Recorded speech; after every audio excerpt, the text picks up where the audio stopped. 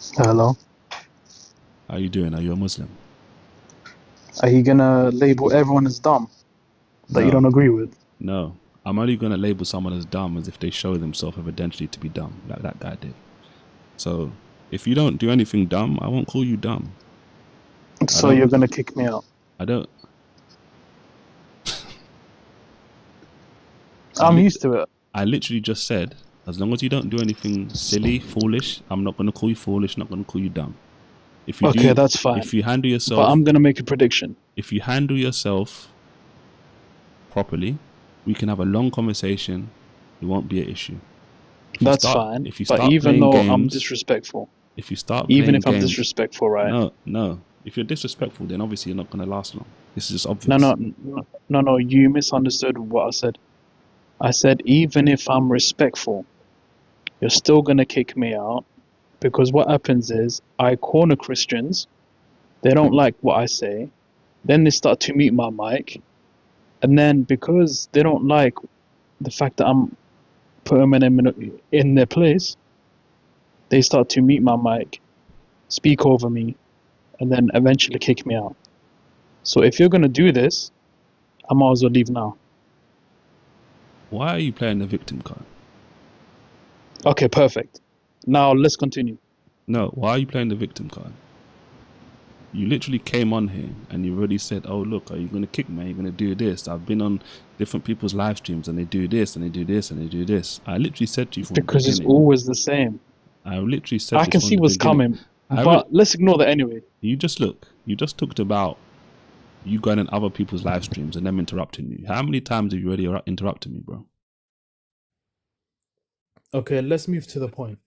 It says How, Islam is no. bad for women. How many times have you already interrupted me and you're saying you're playing a victim? Why do you think you probably get kicked from these rooms? Because someone's talking and you're interrupting. I explained to you why I get kicked out. And I'm already showing you, evidentially, you're already doing stuff which is warranting you getting kicked. No. But anyway, let's move on. Islam is bad for women. Christianity is better. So what does Christianity offer? All right. I'll give you the same I've given to the other people. In Ephesians chapter 5, verse 28 and 29, it says, a husband is to love his wife. This is in the Bible, if you just for the record. A husband is to love his wife like it's his own body.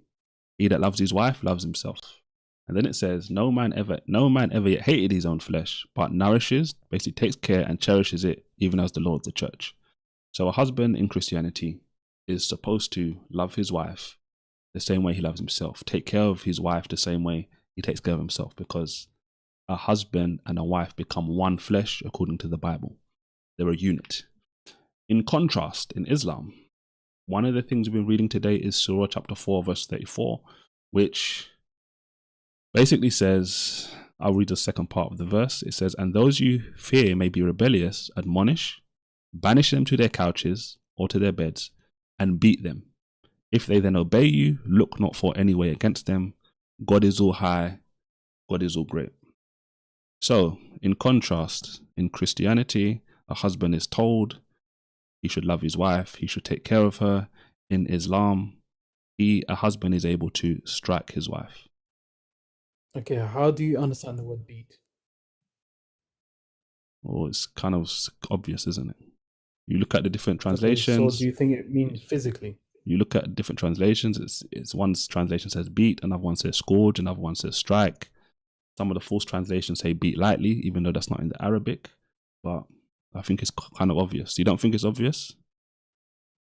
No, but how do you understand the words? Can you speak Arabic, by the way? Why do I need to speak Arabic to answer this question? Okay. I've read Arabic speakers and I've heard Arabic speakers speak about this, so it doesn't make a difference. Okay, so just so I can understand, What don't you understand? Islam is bad for women, yet 60% of those who revert to Islam are women. Maybe Muhammad was right when he said women are deficient in mind. So women are opting to be subjected. That would fall right in line with what Muhammad says in the sources. You didn't hear what I just said?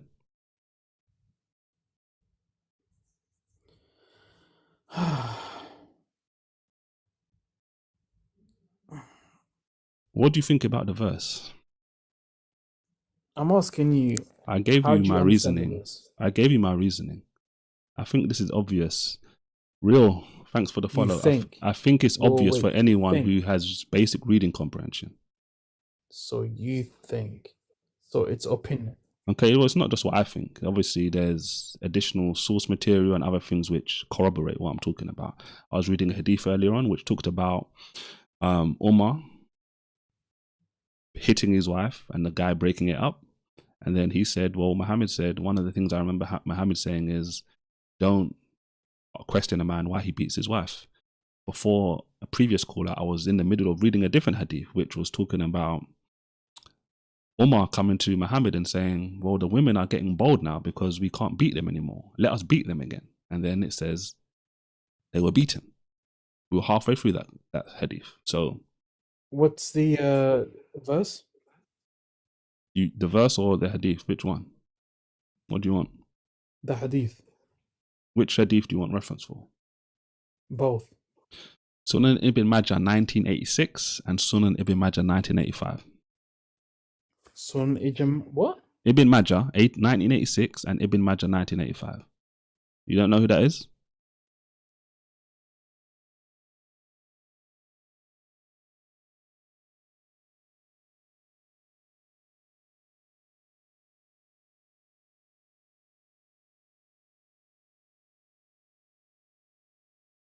Pip says she loves being a Muslim woman, gives me peace, and I don't have to stress to impress. Only please God.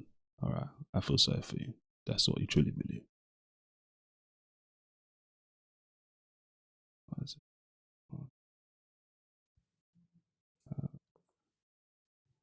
This is rage bait. Obviously, it's rage bait. You see, when Muslims do this same stuff to Christians, it's not rage bait. Apparently, when Christians do it, it's rage bait. Make it make sense, guys. Again, this is another comment. Imagine, see, Muslims are just so predictable. Sunan Ibn Majah 1986 was a weak hadith. No one said it wasn't. But this is why I started reading Sunan Ibn Majah 1985.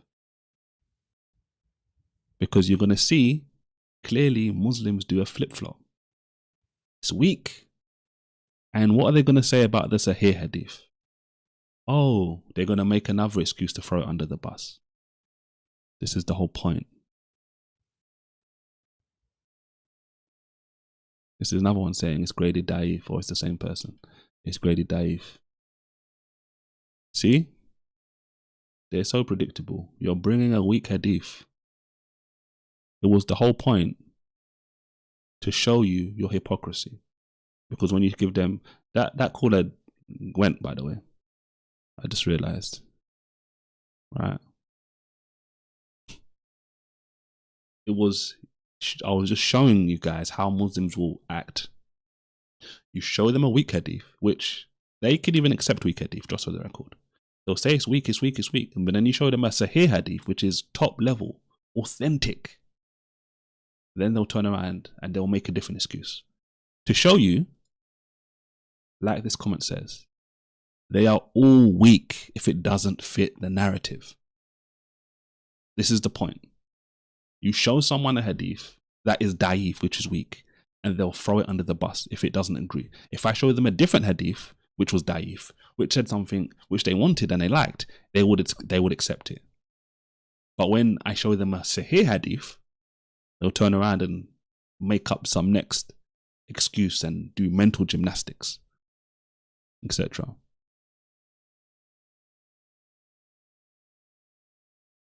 And imagine, right? 1985 actually refutes me. No, it doesn't. This is how, like, these guys are just so funny. This is why I said this hadith 1985 is so interesting to me. Because you have a lot of people who will turn around and say, well, like I mentioned before when we were reading hadith, you have these people that will say, oh, see, they'll only quote the first part of the verse. Muhammad said, don't beat female slaves, right? Don't beat the female slaves of Allah. Don't beat the Muslims. Don't beat them.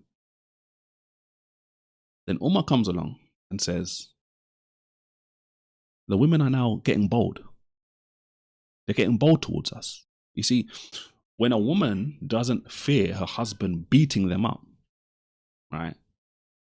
They're not going to be all downtrodden and discombobulated and just feel like weak and inferior. This is the complete opposite of what the Bible is telling us to do as husbands, right? Not to belittle our wives and to beat them down, but to lift them up. To lift them up. To treat them the way we treat ourselves. If we don't beat ourselves, why should we beat our wives? So Umar says they've become bold. Then he says, Muhammad, order the beating of them. And then it says, and they were beaten. So the reason why this hadith is so significant and interesting to me is because it shows that where a lot of Muslims will try and say Muhammad cared about women and all this different kind of stuff, if he really did, why would he turn around after apparently saying don't beat them to just so easily say, okay, yeah, go and beat them? Because one of his confidants, one of his right hand men, Umar, comes along and says, they're getting bold. They're speaking up now. They're big and bold now. Beat them. Like, let's beat them again. And then they get beaten, right? That's how you know there's a problem. He flip-flopped. Why would he flip-flop on women beating if he really cares about women? And then notice what it says next. Then, look at this word right here. After it was given to them to beat them, then it says, many women went around to the family of Muhammad. Now, what happens? It says, the next day. He literally rewrote the law. You can beat them again. And then many women, right away, right, went to Muhammad's house. Why did they go to his house? It says, the next day he said, last night, 70 women came to the family of Muhammad, each woman complaining about her husband. What do you think they were complaining about their husband to the family of Muhammad? Isn't it obvious? Umar comes along and says, the women are getting bold. The funny thing about this hadith, every time I read this hadith, it reminds me of the story in the Bible, in Esther, the book of Esther, where you've got the Persian king and he's having this banquet, he's throwing this party. He calls his wife, Vashti. He sends for her. Bring Vashti, she's a beautiful woman, bring her. And she doesn't come. She says, like, no, I'm not coming, right? So then, in that account, it's similar. Like, the guys like start saying to him, well, look, if this gets out that the king called the queen and the queen didn't come, other men in the kingdom are going to suffer because of this, because other women are going to do the same. So you know what the king does? The king turns around and says, okay, cool. Because we can't let this happen, bring Vashti here so we can beat the living hell out of her. So every woman knows not to disrespect your husband in that way. Is that what you think happened? No. That isn't what happened. And that's not even, like, he wasn't even like a believing king. He's a pagan Gentile king. But he didn't turn around and say, okay, cool, like, yeah, let's beat her up. He says, okay, cool. She's disrespected the king. She's not gonna be the queen anymore. We're gonna bring a new queen in. This is how Esther becomes queen in that kingdom. But it reminds me, every time I read this hadith, it reminds me of it. It's like, the women are getting bold. So the guy says, well, let's beat them again. They start getting beaten. And the next day, 70 women came to Muhammad's house, each of them complaining about their husbands. And then it says, you will not find that those are the best of you. And it's interesting when you think about this, because what you could read this either way. He could be talking about the women, he could be talking about the men. But even if he's talking about the men, right? Notice the flip-flop.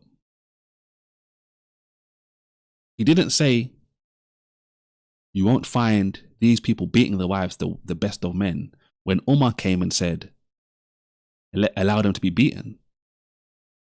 He said, yeah, go and beat them. That's why they were beaten.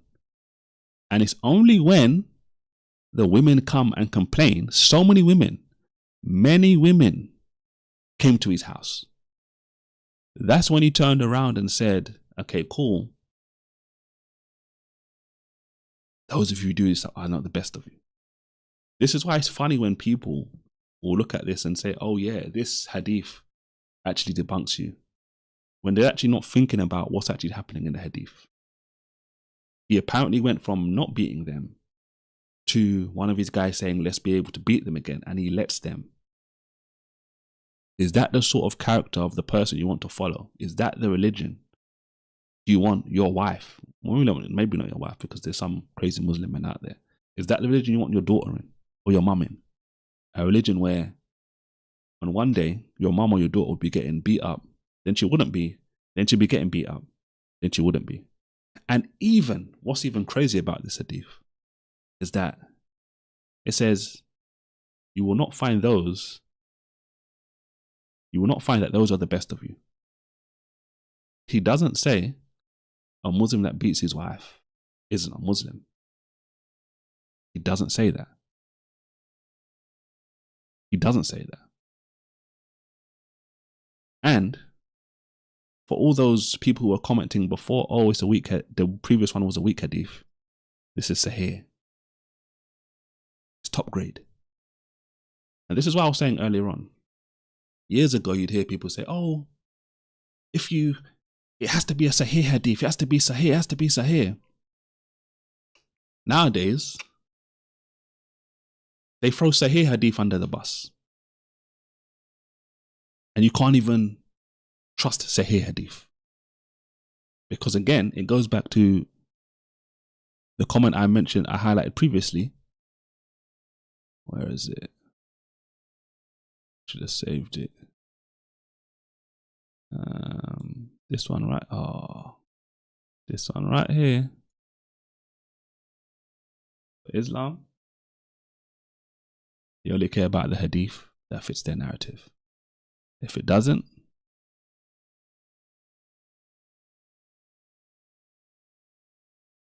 then they don't care. They'll throw it under the bus.